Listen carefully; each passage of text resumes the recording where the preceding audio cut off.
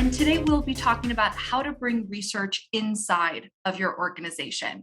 How can we optimize and adapt your research both with and for internal audiences, such as your stakeholders and collaborators, the folks who you see in the virtual and physical hallways of your organization each day.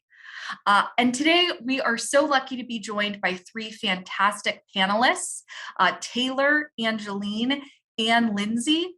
Thank you all so much for being here. I'm really looking forward to hear from you and learn from your experiences within this space. Now, each of you has conducted original internal research within your organization. And so before we dive into the questions at hand, I would love if each of you could take a moment or two and introduce yourself, your role, and tell us a little bit about your journey with internal research up to this point. Angeline, if you don't mind, let's start with you. Yeah, totally. Hey, I'm Angeline. I am an experienced researcher at Thumbtack. Normally, I don't do internal research. I'm very much a consumer-facing researcher that works with users within our marketplace, but I was given an opportunity to partner with our chief of staff and people analytics team at Thumbtack on a really cool project all around the future of work. So when Thumbtack pivoted to a virtual model after the pandemic, our team has been really committed into understanding what does it actually mean to work in a virtual first environment. And so as a UX researcher, I was really able to help partner with them and help them understand what a day in the life of a virtual employee looks like, how that feels, and yeah, kind of just develop more empathy for what that looks like. Awesome. Thank you, Angelina. I know we'll talk about that diary study in more detail. Linsey, I'll go ahead and pass it your way. Hi, I'm Linsey Feldman, and I'm a user experience researcher at Worldwide Technology. So, like Angeline, I've done research with my fellow Worldwide Technology employees, but that's not the main type of research I do. WWT is I work in a consulting capacity. So most of the research I do is actually for clients and with their own employees to help them build the better tools to help their employees work more efficiently and productively. Thank you, Linsey. And yes, I'm excited for the folks at home to hear a little bit more about those nuances of doing work in a consulting environment a bit later during our discussion. Taylor, if you wouldn't mind rounding us out. Sure. Hey, everyone. I'm Taylor Kim, and I'm a senior UXR at Shopify. And the product that I work on is not Shopify, the software, but Shopify, the work environment. So there are some differences there and a lot of similarities, and I'm excited to get into that. But just in a nutshell, the easiest way to think about kind of the work I do is making sure that our users, which are employees in this case, so like my colleagues, have a really fantastic experience. And we do that by taking the exact same product thinking we would take to when we're building products, and we bring that right into when we build HR or talent specific products. Awesome. Thank you so much, Taylor. I think that that's a really good segue into our first question, because I'm guessing that there are folks who are dialing in, some who may have run internal research before within their organization, some who this might be a new style of research that they're interested in exploring in more detail. So I'm curious if you each could share what is a nuance or consideration that you take into mind when you're conducting this type of internal research, and what drives you to conduct internal research within your organization. If you wouldn't mind, Taylor, I'll go ahead and start with you. Sure. So I'll start with kind of your last point there of like what drives me to do this kind of work. And I think to me, it really boils down to congruency. So I want to make sure that all our employees, our colleagues spend a lot of blood, sweat, and tears making sure that the user experience, like our client experience, our merchant experience is fantastic. And then we want to make sure there's congruency in what they experience, in meaning of what they get back from the organization is also has that same level of thought and care. So I think that's what drives me. And then in terms of the different nuances, two really come to mind. So the first one is around recruitment. When I first started this work, because I used to do a lot of customer facing research, and then I came into Shopify and I did a lot of employee facing research. And then the recruitment phase definitely like shrunk in my research plans. And at first I was like, oh, this is so awesome. This is so great. I'm saving so much time. You know, I can just like Slack anyone and be like, hey, want to be part of a study? And then I realized actually the dangers of that, having your users be so accessible and so close by. It means your bar for ethics has to be a lot higher because unlike, I've used screeners before when recruiting customer for a specific product, and like you only kind of know about the customer what you ask in the screener, right? Like whatever your parameters are. But with employee-facing research, I am privy to lots of data sets that actually might not be relevant to my particular research study, and I need to be very mindful of that, right? Because I do have sensitive information around somebody's tenure, like geographic location, their performance rating, compensation. And it's like, depending on what the product is that I'm studying, that stuff might not be relevant. So making sure that even though it's a lot easier to be speedy and cut corners during recruitment, making sure you have a high bar of ethics when you're doing it. And so recruitment is number one. And then the second piece I want to touch on is basically the pressure around sharing back the insights. So I think that is a lot more complex, and there's a higher bar and higher responsibility to make sure you're closing the loop with your participants. So we can get more into this later about how we do this, but basically it boils down to the fact that whoever your participants are, you will see them again, right? In the virtual hallways or a real hallway. And so you can't not give somebody like an outcome of what happened with their time, because you just took away so much of their time. They gave so much time to their research. You have a responsibility to loop back with them. Yeah, absolutely, Taylor. And Angeline, I know when we last talked, you spoke about how personal the data is that you're collecting, that in your work, you were capturing selfie style videos of parents working with their children during their lunchtime routine. So I'm curious to hear how Taylor's experience being really sensitive in the way that you're capturing that data, how that resonates with the work that you did. Yeah, I very much share that similar line of thought around having strong ethics and the way that we do recruits and having more upfront communication with participants about what that looks like. I think when you think about external participants, it's very minimal in the information that we give them with what we're doing with their data. We usually just say, like, this is going to be used to improve the product experience, which is true. But with internal participants, the stakes are so much higher because the information is much more sensitive and much more confidential. And especially with this particular study, where we were essentially asking them to invite us into their home, into their personal lives, and share really candid snippets. That information is something that I really wanted to make sure they knew that I was protecting. It wasn't going to be shared out with anyone else but me in terms of the raw data.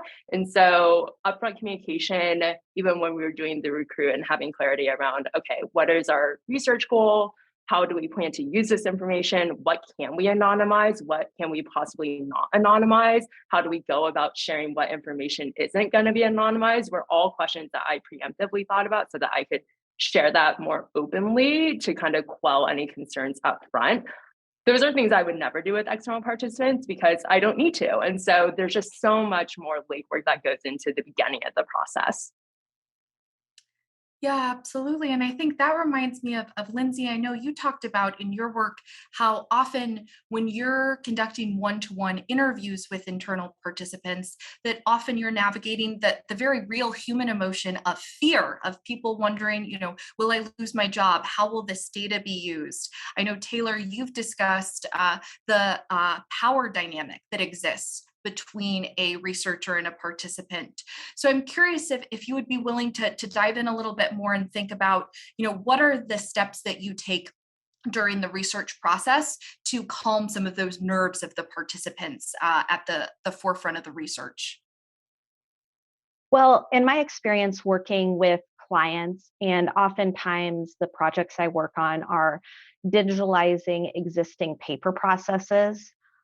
So it's really important to understand the job and the tasks that the participants are doing. But I've found in my experience that often makes people very nervous that their job is going to go away with this new and improved system that we are helping build. Um, so it's really important to help the participants know that by participating in this research, their job's not going to go away, but instead we're going to improve their job and help them spend more time on the parts of their job that give them joy and less time on the tedious paperwork aspects of it. Yeah. And I think that that also brings up the question of how do you then share back the insights? Because I think that's something here at DScout we see oftentimes participants want to know, how is this research being used? How is my voice and perspective being embedded into the products or the services that I'm sharing feedback on? And I know you all touched on that this is even more prevalent when you're working with those internal participants, people who are your colleagues, people who you may consider friends. So I'm curious how you all design your share outs for both the stakeholders who are along for the journey, who want to learn from this feedback, as well as for the people who actively participated in the research itself. I can start, and then maybe my colleagues here have something they can add on. But what I have learned through as I matured as a researcher is like the importance of looping back with the participants. And I think earlier on in my journey, this felt so daunting because I'm like, oh, I'm still in synthesis. I'm not ready to share out yet.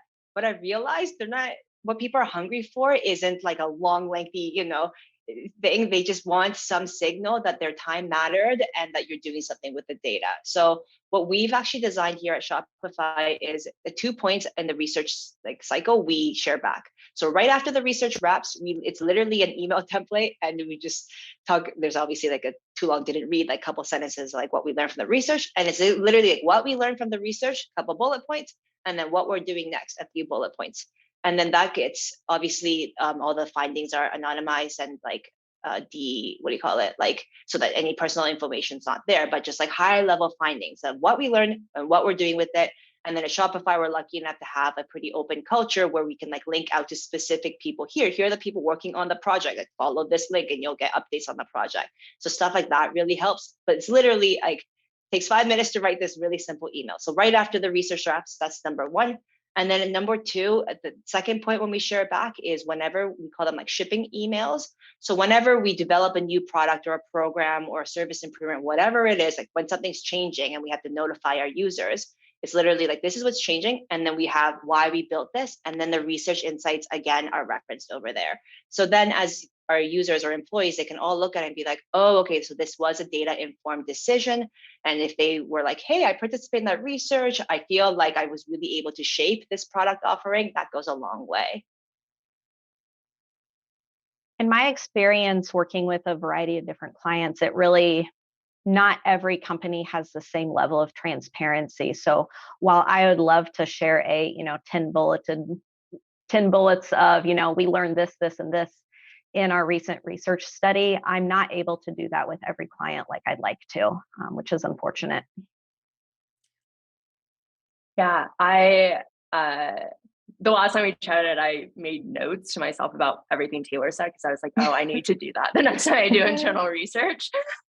Because this was my first time, I think that's actually not something that was super top of mind for me because I was so focused on kind of just the upfront communication and making sure that I did this work right. And so definitely something to keep in mind for the next time. In terms of how we shared out these insights with our senior leadership team, which is who this work was really intended for, was we partnered with our people analytics team and really took a mixed methods approach to creating that deck. I think many tech organizations lead with data, not that qualitative data isn't data, but I should say they lead with quant data. And so it's really important for us to marry those together and make sure that the story was first rooted in data. And then I always like to think of qualitative data as bringing the more quant data to life and giving it more color and building more empathy into that story. And in terms of how we share that out with participants, I haven't yet. So I think I'm taking notes and we'll definitely figure out a way to prioritize that after I get off this call.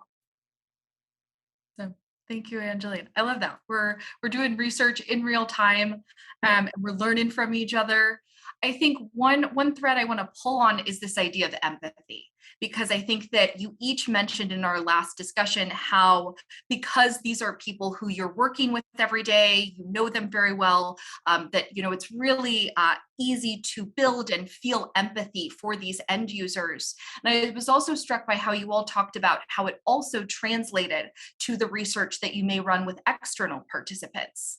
So I'd love to ask you, how does internal research power empathy within organizations? And what is the risk that organizations run by not running internal research?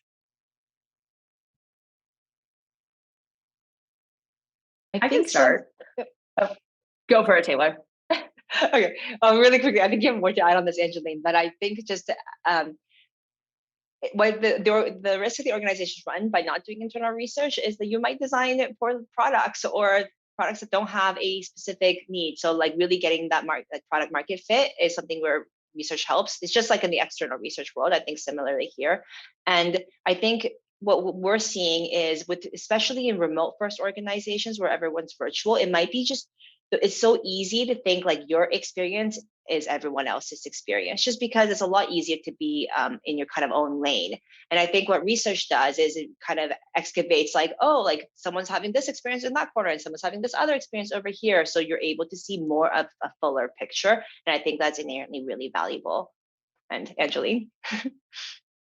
Yeah, I was going to make the same point around how the risk of not writing internal research is the same as the risk of not writing external, but it's never interpreted that way. Internal is always kind of treated as more optional, but when we think about the reason for external research, it's really costly if you don't do external research because you're making assumptions, you're shipping products, and then you're realizing that it doesn't meet user needs. The same thing is true for internal research. If you're kind of just making internal decisions without really understanding how your internal folks feel, what they actually need, that can be costly in terms of like turnover, employee dissatisfaction. And I think when we talk about how does internal research develop empathy, it's almost a hard abstract question to answer. And so I'll give like an anecdote from the study. So one of the entries in our mission was around taking a picture of whatever you did for lunch that day. And I remember one gal posted a picture every single day of her computer desk. She never took a single lunch because she was in meetings every single day. And I just like, my heart just went out for her when I saw that. And I was like, what a strong visual, something that would never be captured in the same way that it would be captured here. And I think even having that visual to show where it's like, hey, like, how do we think about making sure that people have healthy work-life balances? How do you not have empathy when you see that? And so it doesn't take a lot. It kind of just takes the right amount of information communicated in the right way. And also to answer the question about risks, I think many times companies feel they don't need to do research with their own employees because they're like, they're our employees, we know who they are, and they feel they don't need to do that. But with my, many years of experience as a researcher, I've had the pleasure of, doing internal research for different companies within the same industry, interviewing people of the same role across different companies. And it's, shocking to find out how different they can be. And also companies think they know what their employees are doing, how they do a task, or really how they should do a task. But by taking the time to actually interview and talk to their employees, you find out that people have these, weird quirks and workarounds to find efficiencies in their own jobs. And, the companies are shocked to find that out. They're shocked to find out their employees are making convoluted Excel spreadsheets to make their jobs easier. Yeah, this curiosity is bubbling up here, and I'm going off script for just a moment, but Linsey, hearing you talk about that, I am curious. What is the impetus for running internal research? So when somebody brings you in a consulting capacity, I'm curious, what are they sharing is the reason for running that internal research, or the catalyst that makes companies realize that, hey, this is really something that we should be doing? Well, typically, they'll have either a paper process or an existing tool that they are looking to upgrade. So they will consult with Worldwide Technology in a software capacity. But we need to understand, what the users of that software are going to be doing if we're going to build the right thing. Yeah, absolutely. And Taylor and Angeline, I'm curious from your perspective, what are you finding, what are the ways that people are thinking about as the kind of signs or the indicators of, hey, this is an internal research project that we should run? For me, it always comes down to they already have a certain objective in mind. And usually it's like, we need to change this user's behavior. They need to adopt this tool or start doing a certain set of behaviors or stop doing another set of behaviors. So they have this like outcome that they're very tied to.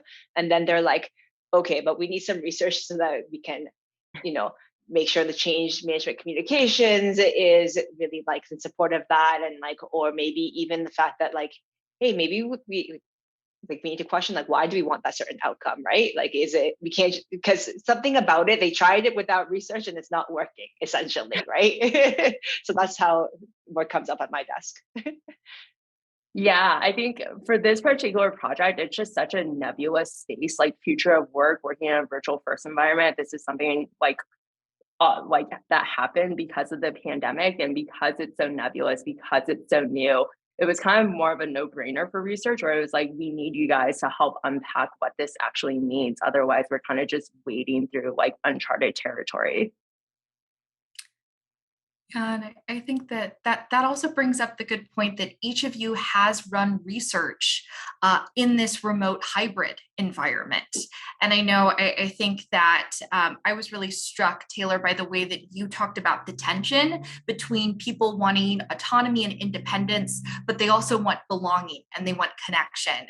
And I know, Linsey, you talked a little bit about how people want their teammates to be available and reachable, but maybe they themselves don't want to be as available or as reachable. And so I think that it would be really helpful if you all could pull the curtain back a little bit and share one learning that you took away from these projects or one light bulb moment that you all could share with the folks at home.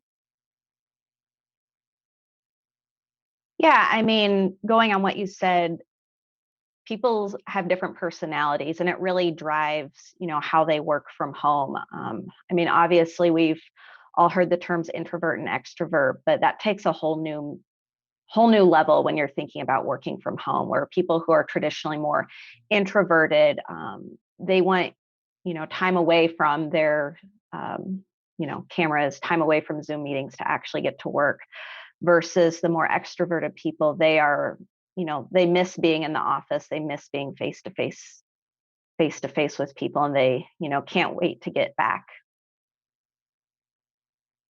Yeah, definitely certain personality markers or traits such as extroversion, introversion show up in our work. And I would also say it's a little, or it's more nuanced than that. I think it depends on the type of work and like also your team norms is something that we've really found. So you're right, like there's this funny tension or paradox going on. People love the flexibility and the autonomy, like doing laundry whenever they want, being at home to receive parcels, they love that. And then they also feel like, hey, I want someone to care. Like when I type a message at the other end, like I need to know that I matter and that I belong to a community and that we're here as a team together. And those seem to be at odds. But I also think what we're finding is depending on the job, you are able to, there's different balances of that's important and depending on the person.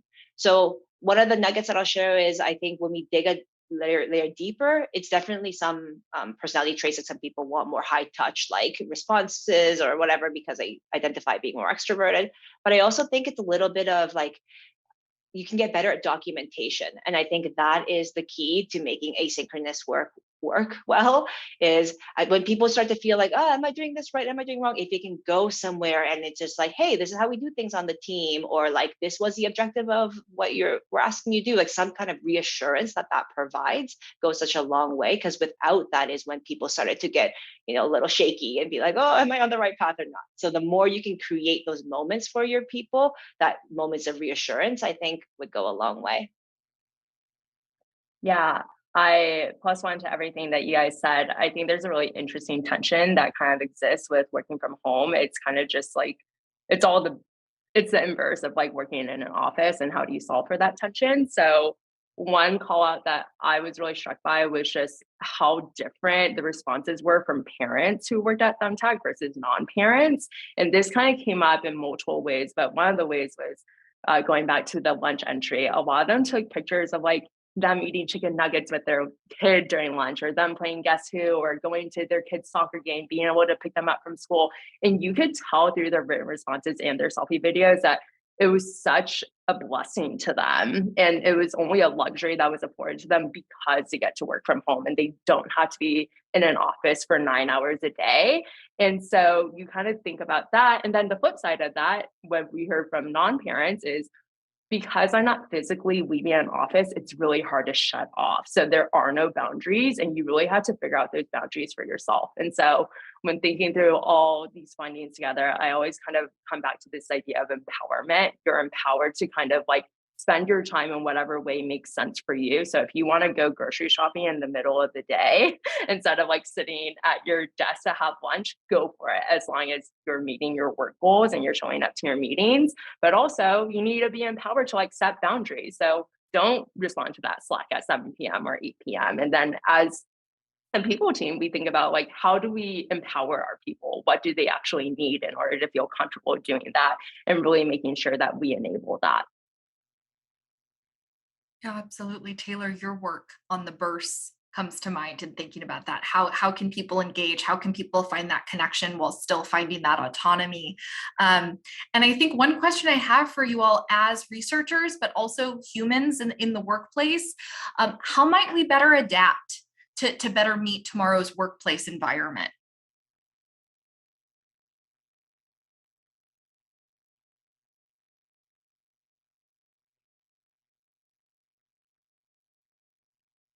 I mean, I think Angeline and Taylor got to this pretty well in their last responses of people need to be empowered. They need to be empowered to do their work without unnecessary obstacles in their way.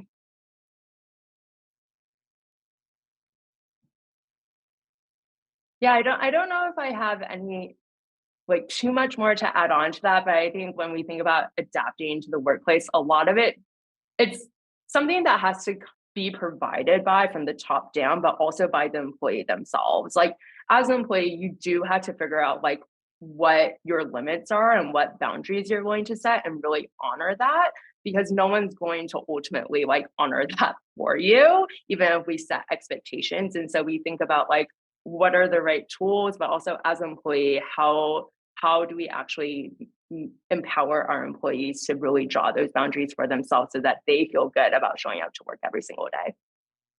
Yeah, I love that. And then I think definitely the onus is on the individual. And I also think there's a lot we can do at the team level or like a lead or a manager level of like understanding that every individual is going to be very different. And so like what feels empowering to one person is different for another person. And so just getting really curious as about each other, I think it will go a long way. Yeah, absolutely. Absolutely. Well, thank you all for indulging me there and sharing a little bit of your perspective and what you've taken away from this research. I think I would like to zoom out a little bit with our last 10 minutes. And I want to recognize that some audience members may not work for organizations that are ready for this level of transparency yet. I know, Linsey, you brought that up in your work. And so I would love to ask you each, what advice would you give to those individuals? And what is one thing that we all can do to bring the UX lens inward at our own organizations? I think this one is tricky because it really depends on the organizational context. One thing that I would say is when we're bringing the lens in, or we talked about kind of earlier, Linsey, you touched on it too, of like, I think the default maybe is that we don't want to bring the UX lens inwards because like, oh, we already know there are employees, right? Like they're with us all the time. And so taking a moment to pause and then saying like, and not adding like weeks into a project roadmap because nobody needs that, but saying like, okay, so what are the assumptions? And just even like articulating the assumptions that you may have about like the internal world or employees or whatever your environment is. And I think that's a great first step. And then from there, because once those things are out, like those assumptions that you have that you're building on are out there, then you can have another conversation about, okay, to what extent do we have time or want to interrogate these assumptions, or do we think they're pretty solid and then we're better off shipping and then iterating from there? But I think quite often, as I see lots of organizations not being even willing to like articulate the assumptions, that's step number one, I would say. Just put it out there and then put it somewhere like in a whatever, a digital whiteboard or something. It feels less like scary than like in your head. I think for companies that are, looking to do internal research, every company has ideas of where they could improve. And I think researching those opportunities is a great first step. just because, a company may think they need to, improve in area A, doing just a little bit of exploratory research can actually confirm that and make sure they're going in the right direction. And they may find a huge gap that they weren't even aware of, that they have a problem that can be, easily solved by making some basic changes. I think something that comes to mind for me is when people really know about UX research, that's when you start to see a real craving for UX research. And so step one is always like demonstrating what is the unique value add of UX research and helping align everyone around that. Even with this particular project, I think they brought us on as UX research partners, not really knowing what we were going to add, but knowing that they wanted us to be part of the project, which I think is great. And so I remember getting the research questions, and a lot of them were technical, which are research questions too, but they're like, is this the right tool stack? And for us, it's a lot about reframing, where it's like, yes, and like, how do they feel when they're using these tools? And so kind of finding different ways to help them understand what we can add to what they're already doing. And I think once you do that, it's almost like a light bulb moment where it's like, oh, that's what UX research can add. And like, yes, absolutely, I want that. I love thinking about internal research as this light bulb moment, and this idea of once you're exposed to user experience research, once you see what it can do, this hunger for it, both outside of and within organizations. Well, Taylor, Angeline, Linsey, thank you so much for sharing your thoughts, your experiences, your stories with us. Before we break for this panel, I'm curious if there's anything else from your perspective that you all would like to share with the folks at home when maybe they're thinking about running internal research or advocating for internal research within their organization. My big tip would be that I think a lot of people wait until like a team is set up for internal research or whatever, but this is an area where there's actually a lot of white space. So if you are curious about it, then go for it, would be my advice. Like, I think if you're waiting for a certain team to be stood up or have a certain mandate, I think, it's going to take a little too long. So if you see the opportunity, jump on it. And to that point, it doesn't have to be a, huge research study. It can be a, small set of interviews with, 5-7 people. And it doesn't need to take a lot of time. Yeah, I love the idea of kind of lightweight research and kind of being able to kind of dabble in it without committing to a full-fledged project. And I think there's always a need for it. Like, obviously, the future of work was kind of like a very big thing that bubbled up. And when I think about internal research, I'm like, there's always something internally that needs to be answered. There's an endless amount of questions that we have about how it works internally. And so it's always a great value add. Awesome. Well, thank you. I couldn't think of a better note to end on. Thank you all for being here. And for the folks listening at home, I hope that you found this as insightful as I did. Thanks all.